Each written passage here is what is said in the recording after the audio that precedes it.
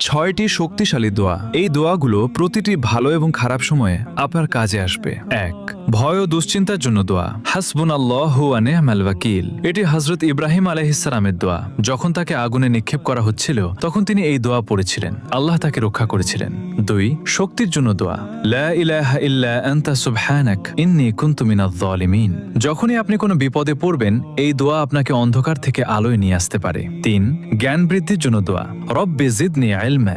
৪. যে কোনো কিছু পাওয়ার দোয়া। রব্বি ইন্নী লিমা আনজালতা ইলাইয়া মিন খায়রিন ফাকির। এটি হযরত মুসা আলাইহিস সালামের দোয়া। যখন তিনি একা ও বিপদে ছিলেন তখন এই দোয়া করেছিলেন। আল্লাহ তার জন্য পথ খুলে দিয়েছিলেন। ৫. বরকত ও রিজিকের জন্য দোয়া। আল্লাহুম্মা বারিক লানা। ৬. মনের কষ্ট দূরের দোয়া। আল্লাহুম্মা ইন্নী আউযু বিকা মিনাল হাম্মি ওয়াল হাযান। এটি হযরত মুহাম্মদ সাল্লাল্লাহু আলাইহি ওয়াসাল্লামের দোয়া। তিনি কঠিন সময়ে এই দোয়া পড়তেন। এটি মনে প্রশান্তি এনে দেয়। সবাই কমেন্টে আলহামদুলিল্লাহ